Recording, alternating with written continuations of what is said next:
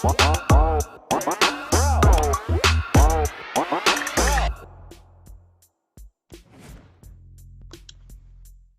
up, beautiful people? Welcome to another episode of the BMR NBA show. I'm joined today by the homie, the DFS Bachelor. What's up, Kyle? How you doing today?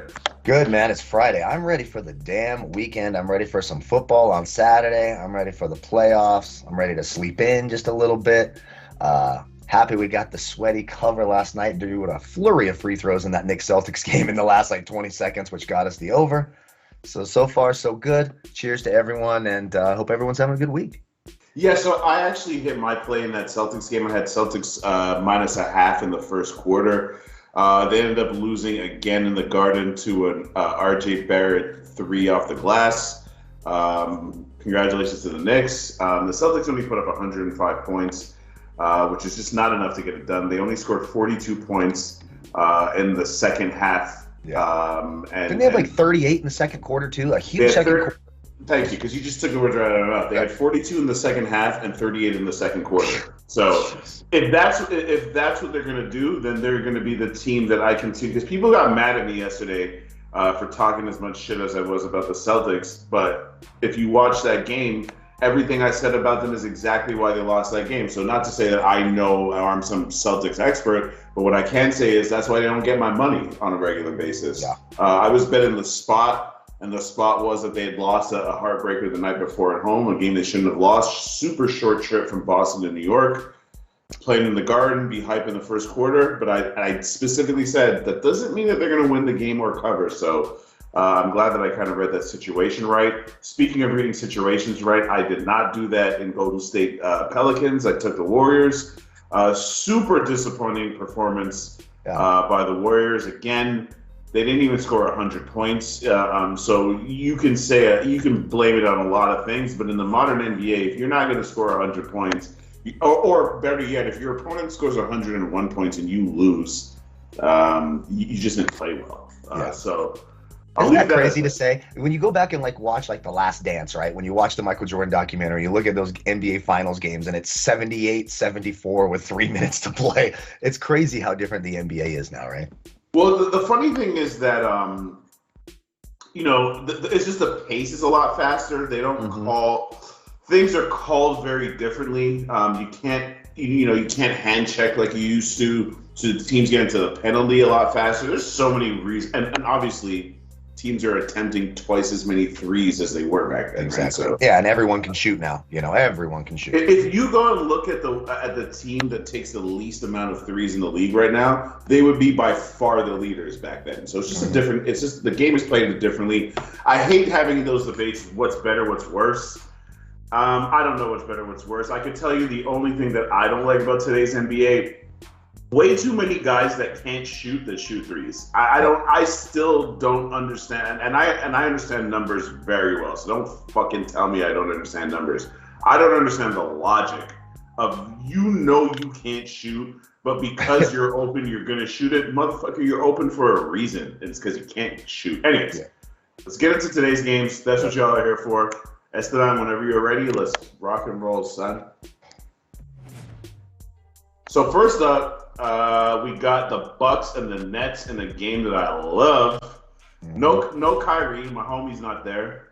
But the Bucks are really short-handed. They're missing Giannis and a bunch of role players. But this team actually really does rely on their role players to give them a lift once in a while. This is one of the few teams that, even though they have three, I'm not gonna say if they have 3 stars, because I'm not sure Drew Holiday's a star, but he's a borderline all-star level player. Absolutely. Because he's a two-way player, right? Terrific defender, can shoot the ball. I know people are gonna hear me say that and be like, "Yo, that's mad disrespectful." Calm the fuck down. There's 20 pretty good guards in the NBA, so to say he's borderline. That's not disrespecting him. That's just recognizing that the league is so full of good guards that to be an all-star as a guard is super heavy. Like DeMar DeRozan never made the all-star team out west. Now in the East, people are like, "Oh my God, DeMar DeRozan's so amazing." He's been good the whole time. He's never not been good. So anyways, the point I was trying to make, though, until I almost went off on a rant, was the Bucks need their role players because They I played think one of Giannis is those. playing. Giannis is going to play tonight, I think. I'm I pretty heard sure that he's he wasn't back going to for play. the illness. They're showing him on the player props, too, when I look. Yeah. Okay. Well, listen. But you never know. So keep an eye on this damn game. If you're betting the Bucks, you better not bet this before you know for sure Giannis is in the game. Well, exactly. I don't believe that he's playing, but even if he is, I took the first half spread. This game means more to the Nets than the Bucks to me for a couple of reasons. For one, the Bucks eliminated the Nets in the playoffs. The Bucks have kind of been the one team that looks the Nets in the eye in the East and just, we're not afraid of you. We don't care that you have Harden and Durant and they don't care. They're ready to go toe to toe with them. So psychologically, the Nets are the team that has to show they can overcome the Bucks, not the other way around. For the Bucks, it's mission accomplished. They were on a trend where they were going up, winning 60-odd games, and winning. Their margin of victories were historic, but they weren't coming through in the playoffs. They did that. They won the championship. So now from this point forward, it's playoffs is when the season starts for them. The Nets are in a similar mindset because this team was put together for the sole purpose of winning a title, but they still need the regular season to build that foundation of who they're going to be come playoff time if they're going to dethrone the Bucks. So I'm being super long-winded by saying the motivation factor to me is with the Nets. They just came off a 3-game losing streak. They snapped that. They got Kyrie back. All their guys kind of look good. They played some pretty good defense. But the level of competition was way different than what they're going to face tonight in terms of, Indiana versus the Bucks. So I think the Nets come here with a super solid effort in the first half, which is why my play is a first half play on the Nets laying the points. What you got for us, Kyle? Yeah, I like the Nets too. Full game -4.5. From what I understand, Giannis is dealing with a non-COVID illness, but should be there tonight. But they are going to be without Jrue Holiday. They are going to be without Grayson Allen. They are going to be without Pat Connaughton. So a lot of missing pieces in that backcourt. Of course, for the Nets, Kyrie's not going to be able to play, right? Because it's a home game and he can't play those home games. And that's a whole lot of fun. But I'm with you. Too much Kevin Durant. Kevin Durant thrives against this team. He has absolutely smashed this team. If you look at his last 4 games in terms of fantasy points, he has a 96. That's a massive, massive game. A 96 and a 71, a 56 in his last game. Without those backcourt pieces, you could probably see Milwaukee start to tire a little bit in the second half. If Giannis does play and he is still dealing with that illness, how healthy is he? Look, Milwaukee will have the advantage on the inside. If you can find, I'm not finding Giannis rebounds props, but whatever that rebound prop is, I would probably take for Giannis due to the lack of front court size for Brooklyn. I mean, we're talking LaMarcus Aldridge, who just came back, and Blake Griffin, Nicholas Claxton. These are not huge dominant forces on the inside. But I think Brooklyn gets this done. It's under 2 possessions here. They're going to have the advantage at the 3-point line, especially with those backcourt players missing. I think Kevin Durant, James Harden get it done at home. Big game for the Nets. I like them in this one, -4.5, and that's an official play for me. Well, I have nothing else to add. It's an official play for me on the first half.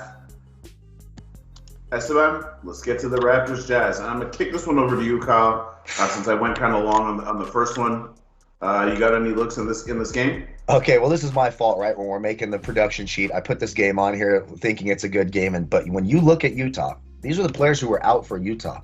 Bojan Bogdanovic, Donovan Mitchell, Mike Conley, Rudy Gobert.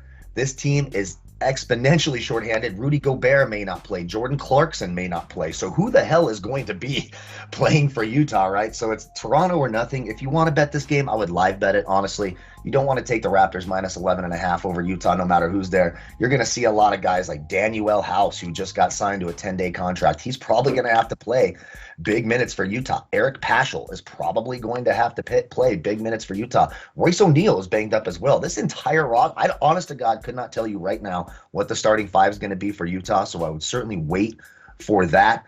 I do like the Fred VanVleet points prop over 21.5. Who are they going to have back there trying to slow him down without Conley, without Mitchell? Life should be pretty easy for Fred VanVleet. The one, of course, concern there is if this is a blowout, does he get any minutes in the fourth quarter, or does Toronto sort of hold him out? But he tends to be a minutes monster, so I do like that prop for Fred VanVleet.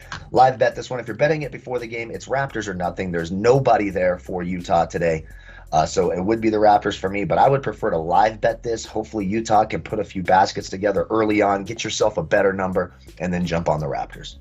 So I kicked it over to you partly because I went long the first time, but also I'm one of those people. If I don't have any action on the game or interest in betting on the game, I ain't gonna make up a bunch of shit to say. I didn't put any thought into this. I haven't analyzed the thing. I didn't even really know a lot of these guys are out, and I'm in the place where I get Toronto news firsthand. So they're all out. I'm really not paying attention like that. I will say this.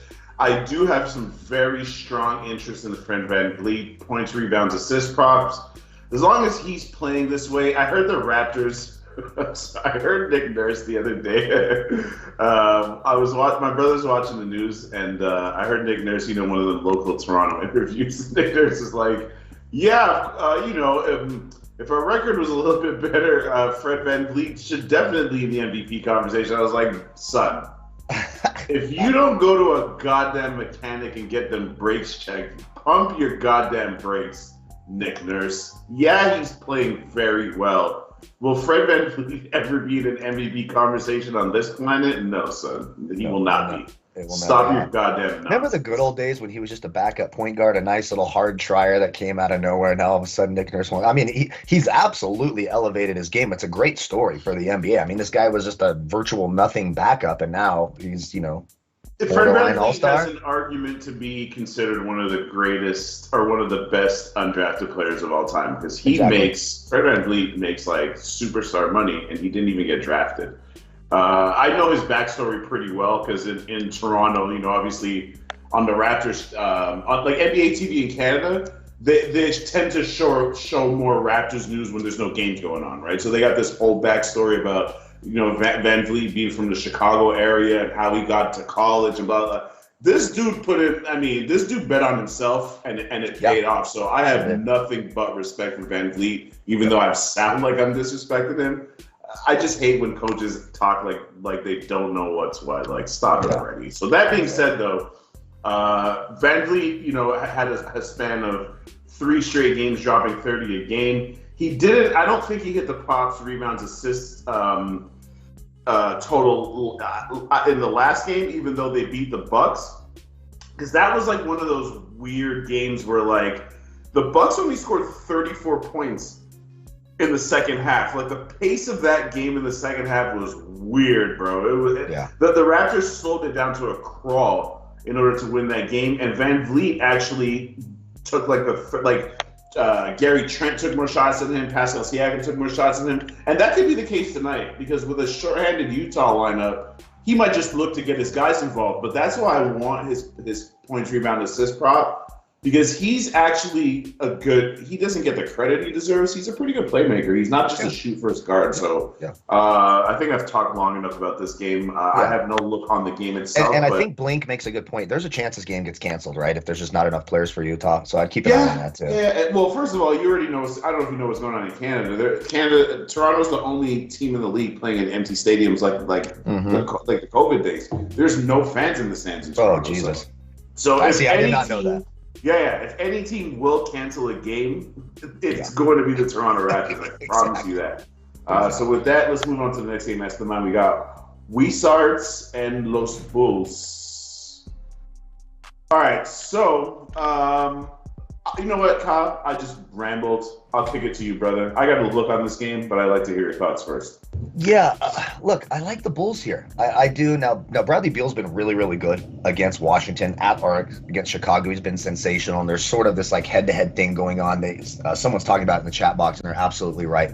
DeRozan, Zach LaVine, Bradley Beal, sort of these fringe all-star. I mean, Bradley Beal's a little bit higher on the list than that, but Bradley Beal's been very, very good. I don't mind his three-point prop, but I like the Bulls here. I just like the advantages on the inside. I don't think Daniel Gafford and Kyle Kuzma can deal with the DeRozans and the Vucevic's inside. It makes me nervous when these get over those 2 possessions where it gets to 6.5. It does make me a little nervous. I sort of lean the over 225.5. I think both teams should be able to score on the other team. The problem is, if Bradley Beal is cold, that Bulls defense is good enough to shut down the other players for the Wizards, right? So if the Wizards aren't getting you 112, 115 points, it's going to be tough to hit that over. But these are 2 offenses that can score. The Bulls defense certainly better than the Wizards defense. The Wizards defense, anyone can score on. Kyle Kuzma might be the worst individual defender to ever grace an NBA court. So I got to lean the Bulls here. Better defense, all-around players. They're healthy. They have Lonzo back. They have their full complement of weapons. I like the Bulls here. That's the side I would lean to, and I like that over 225.5. A lot of what you just said is what I was going to say anyway. Not even to steal your thunder or whatever. I don't even really have that much of a breakdown. The Bulls are just much better than these guys, and I think the line is kind of short. At 6.5, I'm going to tell you right now. I usually don't like laying more than 6 for anybody. Right. Me too. But the Bulls haven't played since Monday, so they have a huge rest advantage. And in case you're wondering, what are they like on 3+ days rest? Because some teams are not good with 3 days rest. The Bulls are 3-0 on the season, so the rest does not seem to bother them. I think they see an opportunity, especially with the Bucks and the Nets playing each other head to head today. They see an opportunity to maybe even get a little bit of space in that Eastern Conference. They are the number 1 team in the East right now, followed by the Nets and then the Bucks. So they know that that's most likely how it's not going to end. But why not, though?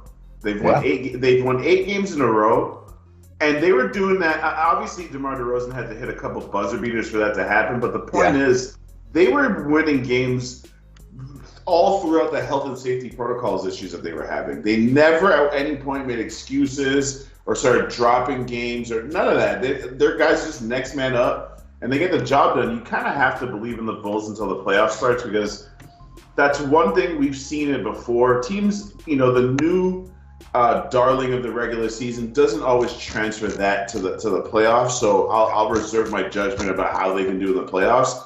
But if they host a first round series, I expect them to win that first round series and at least go on to the next round, where they would play either the Nets or the Bucks, and then that's when shit's gonna get real. But as far as tonight, I would usually take points at 6.5. Yeah. But I really believe in the Chicago team, and I think they win by margin here.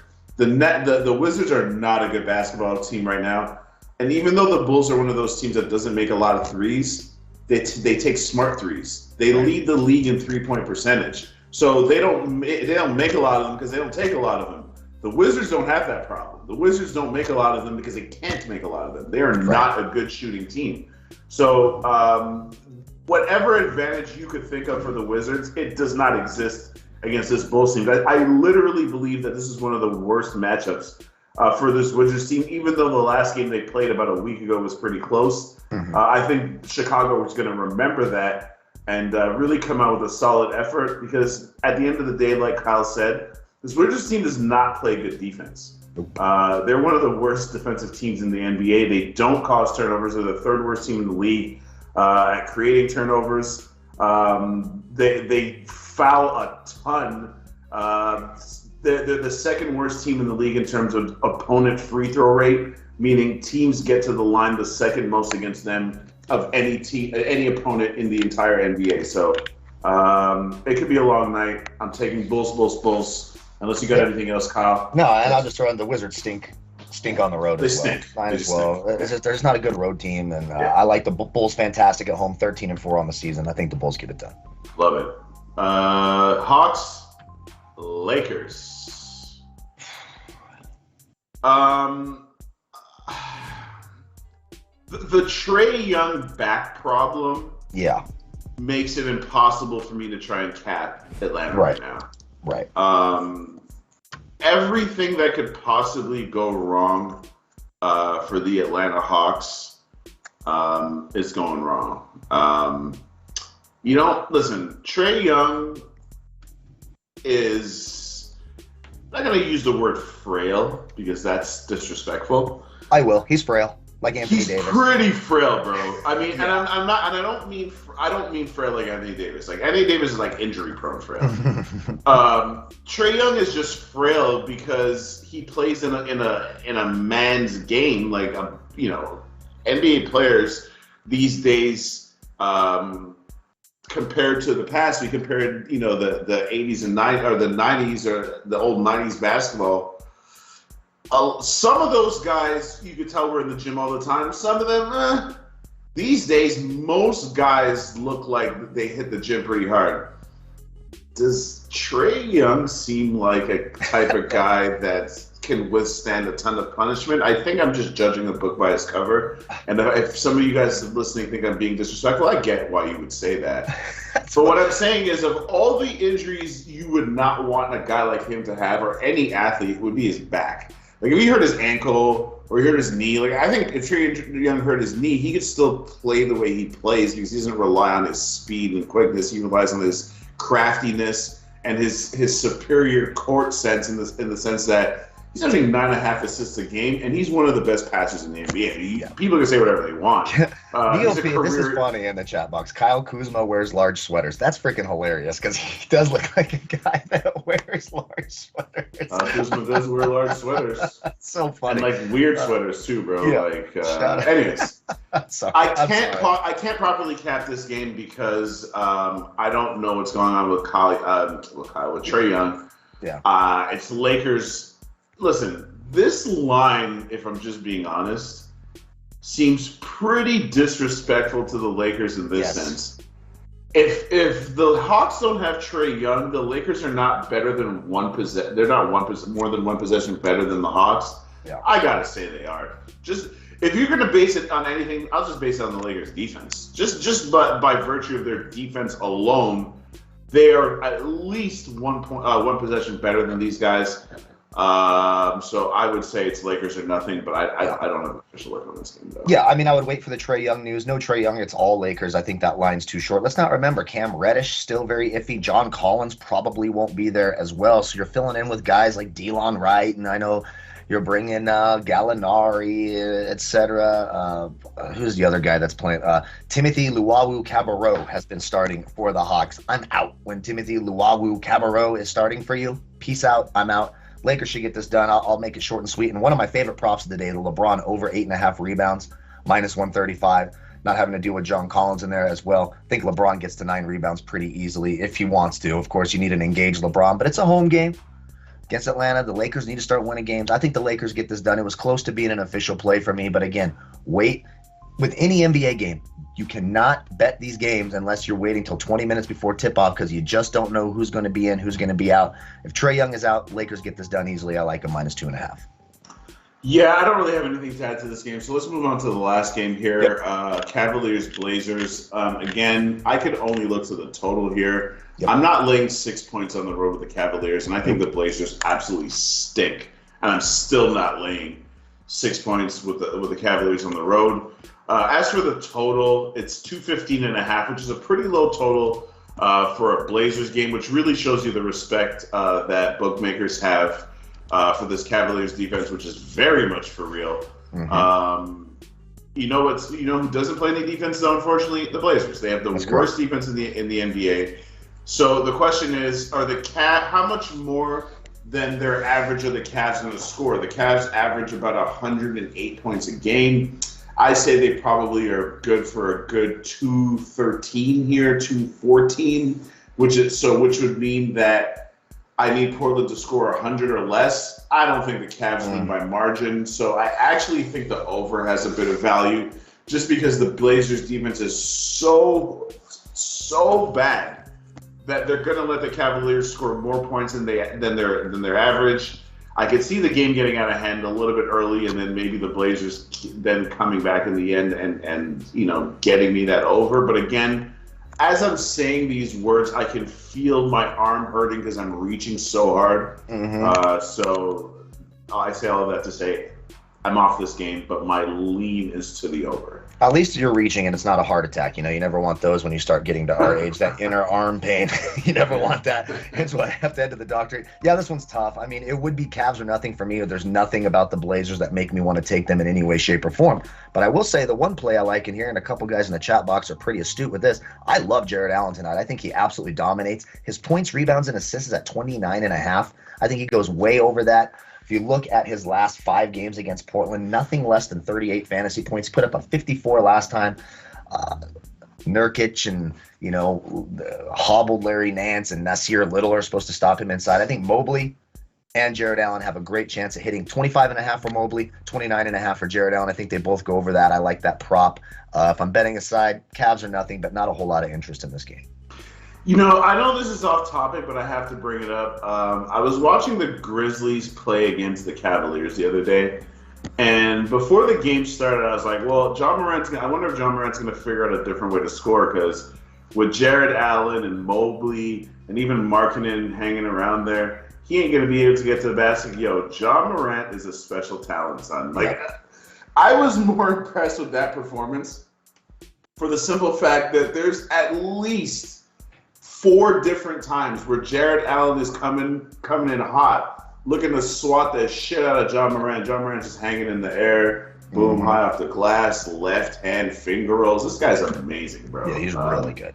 He's amazing, seriously. But as far as this game, no play for me. A heavy lean to the over. Unless you got anything else to add, Kyle. That's it. Well, people are asking about the Darius Garland props. I don't mind it. It's at 31.5 at BetMGM. Absolutely. I do his points at 20.5. Who does Portland have that's going to slow down Darius Garland or force him to work on the defensive end? The one concern here is if Portland just doesn't show up and that Cleveland defense clamps down, how many minutes will Garland get if this is a blowout late? But I do think the Garland props are viable. And there you go. Larry Nance is out. So you're right. It'll be Nasir Little and Robert Covington, Norman Powell trying to deal with them inside. Jared Allen and Evan Mobley should eat. I agree with that. Let's get to our officials and get y'all out of here on this Friday afternoon so you can enjoy your weekend a little early. Yeah. I'll let you go first, Kyle. What you got? Just one. I'm taking the Nets -4.5. I think they get it done tonight against a shorthanded Milwaukee backcourt. Kevin Durant goes off. And I'm really leaning towards these Cavaliers props. Jared Allen, Garland, Mobley. I like all 3 of them quite a bit. If I had to pick the one I like the best, Jared Allen over 29.5 points, rebounds, and assists -110. Yeah, I got the Bulls full game -6.5, and first half of that Nets game. This is a big game for them. I really think they come out with some energy and look to set the tone so they can cruise to victory in the second half, hopefully, because they've been struggling in the second halves of games lately, so I'd be a little bit concerned about that, but hopefully my guy Kyle hits, I hit, you all hit.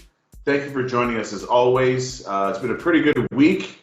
Looking to improve on that next week, same time, same place. Please don't be greedy. Make sure you share this with your friends and anyone that's looking to cash. Make sure you like the video because it helps us out a ton. And you subscribe so you don't miss anything. My name is Junior Browne. That's my guy Kyle. Enjoy your weekend. Be safe out there. We'll see you all on Monday.